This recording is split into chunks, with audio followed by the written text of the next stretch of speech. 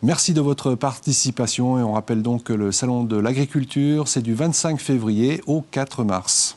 Merci. Bonne chance à vous. Au revoir. À présent, on retrouve sans jeu de mots Alicia au Salon qui va nous parler de salon, celui du livre féminin qui se déroule ce week-end à Agondange.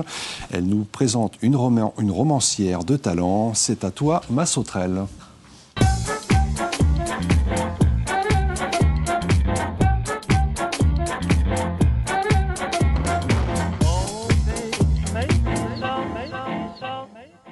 Bonsoir à toutes et à tous. En effet, j'ai le grand plaisir d'accueillir ce soir l'écrivaine Eurydice Reinersend. Bonsoir. Merci. Bonsoir. Merci de me recevoir. Je vous en prie. On est très contents. Donc, Eurydice, vous vivez dans le Pays Haut. Je le disais, vous êtes écrivaine. Alors, vous êtes multiples casquettes parce que vous êtes également auteure, conférencière, poétesse, romancière, essayiste, parolière et conteuse. Et vous êtes également éditrice. Tout à fait. Et donc, comme je le disais, enfin comme Laurent le disait, en tout cas, vous participez à de nombreux salons et vous allez participer ce week-end donc au salon du livre féminin d'Agondange qui va se dérouler les 25 et 26 février.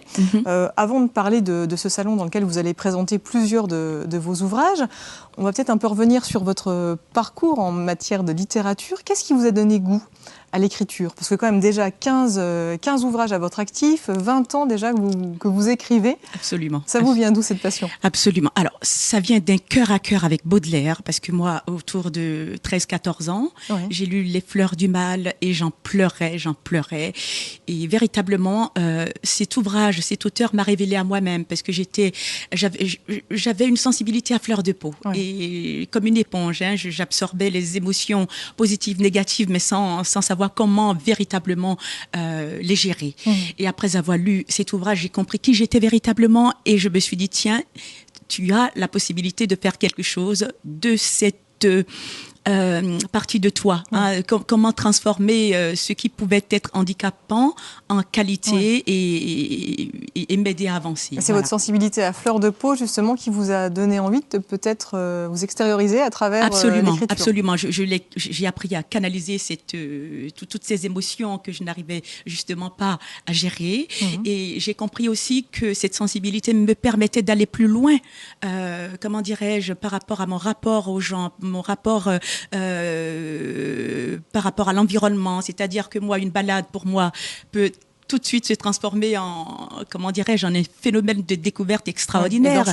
Là où quelqu'un ne verrait qu'une fleur banale ou un paysage insignifiant, eh bien, toujours aller au-delà des choses, mais de façon naturelle, sans forcer. Voilà. Alors vous parliez de poésie justement avec Baudelaire, et un des premiers ouvrages que vous allez présenter au Salon du Livre d'Agondange, c'est justement un recueil de poèmes qui s'intitule Maman comme un chant doux, qui est édité donc, de votre maison d'édition, Univers Édition. Univers. Donc un recueil de poèmes. Le poème, c'est vraiment un genre particulier. Donc, absolument. C'est ce pourquoi vous avez tendu en premier, justement, suite à votre passion pour Baudelaire. D'abord, vous êtes tourné vers la poésie? Alors, j'ai commencé à écrire de la poésie. C'est vrai que quand j'ai commencé à publier de la poésie, beaucoup m'ont encouragé d'une part à publier, et une fois qu'on est face au public, c'est quand même autre chose, puisque écrire depuis plus d'une dizaine d'années, c'est autre chose que de vouloir partager ce qu'on écrit.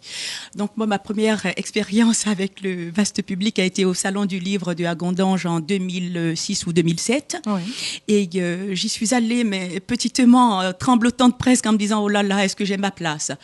Certains ont essayé de me décourager en me disant « Oh là là, si tu n'as pas d'éditeur, tu n'y arriveras jamais. » Et merci au public qui m'a sauvée, parce que véritablement, ils ont adhéré à ma forme de poésie, peut-être à la sincérité et à l'authenticité qu'ils percevaient de ces écrits. Et à la fin, ma foi, je m'en étais plus qu'honorablement sortie.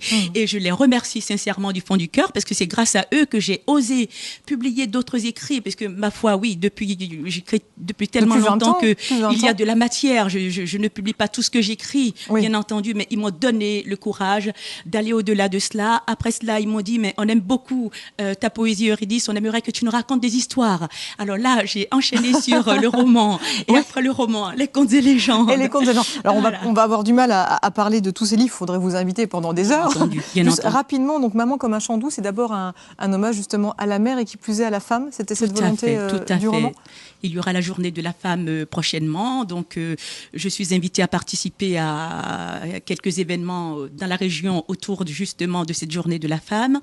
Et je pense que le combat de la femme de nos jours n'est toujours pas gagné. Hein. C'est vrai que on prône cette fameuse égalité, mais elle est loin d'être acquise. Hein. Donc voilà. Et quand on voit ce qui se passe dans certains pays où la femme est considérée quand même plus bas que tout, quand on voit que certains enfants ont plus de droits que leur propre mère, moi j'avais envie de dire stop.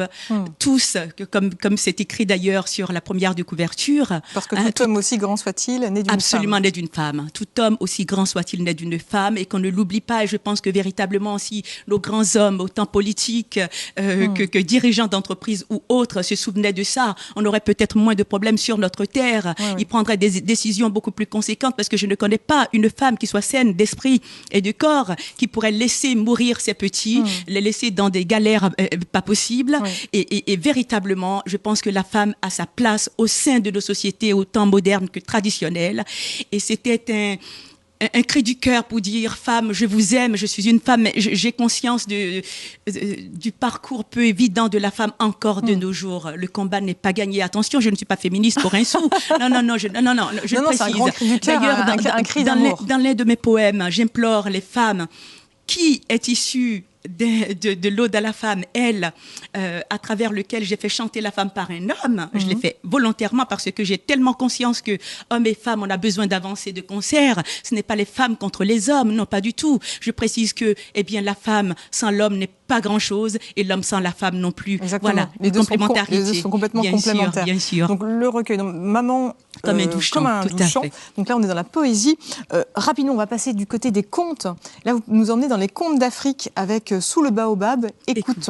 C'était une volonté de revenir peut-être à vos origines. De partager, parce que moi j'adore voyager. Je pense que le voyage nous apporte tellement, hein, quand on est au contact des gens qu'on croirait différents au départ, mais finalement, quand on se laisse aller, quand on ouvre son esprit, on apprend toujours quelque chose.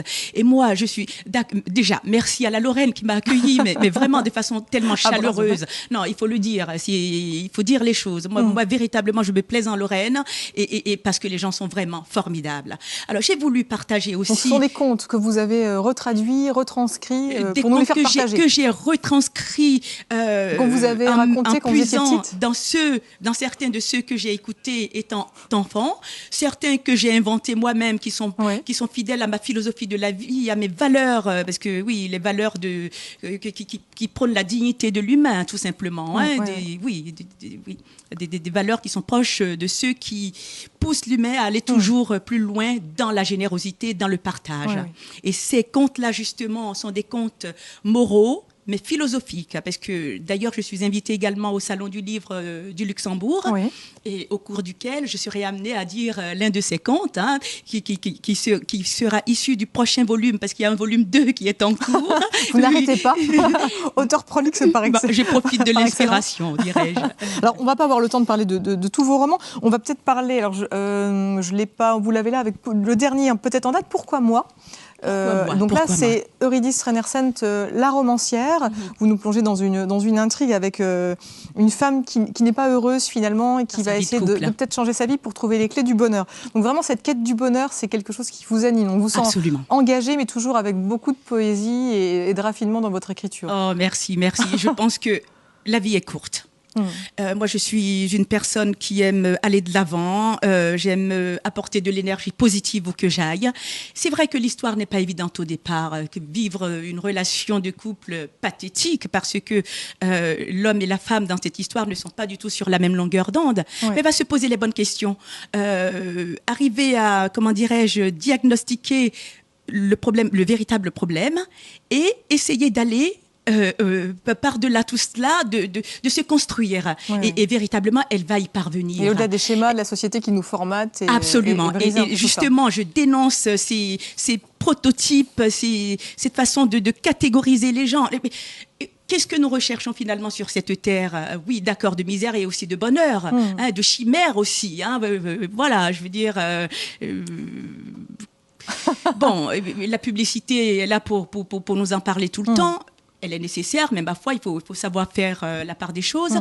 Alors, la quête du bonheur est fondamentale. Et quand on a compris cela, on va à l'essentiel. Et cette femme-là, eh bien, je m'en suis servie tout simplement pour dire aux gens, Vous ne pensez pas que quelque part, nous créons nous-mêmes nos monstres, parce qu'à force de dire aux gens, il faut absolument vous conformer à ce que la société attend de vous, pourquoi ne pas accepter les gens comme ils sont? Moi, le plus important pour moi, parmi mes relations, c'est de voir qu'ils sont heureux, qu'ils sont épanouis, qui qu'ils soient. Une personne handicapée, pour moi, a énormément de valeur. Une personne, voilà, oui, bien sûr, des valeurs d'humanisme, tout simplement. Voilà, qui qu'on soit, on a le droit de vivre sur cette terre tant que, ma foi, on adhère à certaines valeurs qui ne nuisent à personne. Oui. Voilà, tant qu'on n'a pas une volonté de nuire, on a le droit d'être qui l'on veut, en étant fidèle à soi-même et respectueux des autres, je pense. Si on veut en savoir plus sur vous, on peut vous retrouver et discuter avec vous de manière comme ça, avec cet engouement. Vous avez un vrai peps, une vraie énergie. Je pense que les spectateurs l'auront remarqué.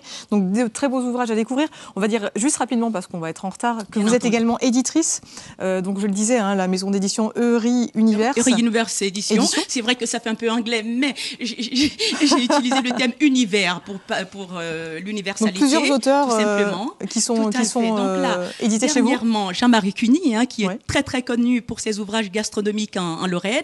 Donc voilà, si je la retrouve, je l'épouse, suivi de Damia la Maghrébine. Voilà, donc c'est Jean-Marie Cuny. Voilà, les 16 leçons inaugurales et discours du professeur Bernard Legras de la faculté de médecine de Nancy, qui voulait rendre hommage aux professeurs les plus célèbres de cette faculté qui, ma foi, l'ont marqué et nous ont marqué aussi de par leur comment dirais-je, compétences et aussi de par leur apport au niveau des progrès scientifiques. L'ombre des mers de Sophie Bourg, un véritable talent à découvrir absolument. On aura l'occasion sûrement de recevoir tous ces auteurs. Je l'ai édité, mais véritablement, elle a du talent. Mais que fait Dieu, ma foi, de Jacques Claudon, qui pose des problèmes métaphysiques, parce que de nos jours, beaucoup se posent des questions sur notre raison d'être. Donc, voilà, et lui essaye...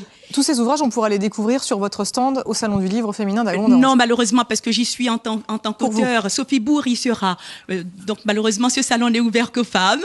Voilà. Ce qui ne veut pas dire que les hommes n'ont pas de mérite. Mais... Donc, au Salon du Livre féminin, en tout cas, vos ouvrages, les contes d'Afrique, vos romans... On pourra tout retrouver également. Je vais donner votre site internet, donc www.euryunivers.com. On pourra recevoir toutes les informations sur vous. Et puis donc rendez-vous, filez voir Eurydice et achetez ses ouvrages. Donc au Salon du Livre féminin d'Agondange, le 25 et 26 février, à Agondange tout simplement. Merci beaucoup. Merci beaucoup. Merci Alicia, merci Mirabel TV, merci de me recevoir, vraiment. Eh bien, c'est tout le plaisir est pour nous. Bonne continuation. Et moi, de ce pas, je file rejoindre Laurent pour l'agenda.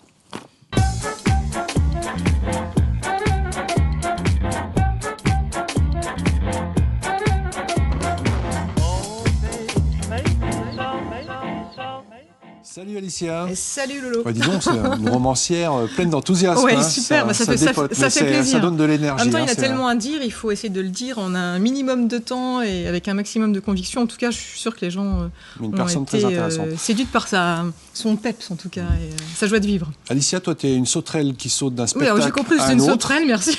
Aujourd'hui, Aujourd'hui, je suis la sauterelle. Alors, pour commencer cet agenda culturel, on se bouche les oreilles. Oui. On va se boucher les oreilles car ça va envoyer grave cet été. Encore du bois. À Amnéville. Ouais. Pascal en régie, lui, ne se bouge pas les oreilles parce qu'il adore ça. Le Sonisphère, 2e édition pour la Lorraine et la France. Et bien donc ça sera les 7 et 8 juillet. Donc les premiers noms sont tombés. Face No More, Marilyn Manson, Evanescence, Soulfly, Wolf Mother, encore Machine Head. On espère qu'il y aura encore de grands noms. Parce que voilà, l'affiche est encore incomplète. L'année dernière, on avait quand même le Big Four, Metallica, Slayer, Anthrax, Megadeth. Donc bon, là, il y a déjà du lourd, mais on espère qu'il y aura encore d'autres grands noms qui vont tomber. C'est déjà pas mal. Ça sera donc les 7 et 8 juillet. Juste une question, Alicia. Marilyn Manson, c'est le fils de Gene Manson ou ça n'a rien à voir? Je crois pas. Pas du tout. Je crois pas qu'il soit de la même famille. On reste dans la joie et la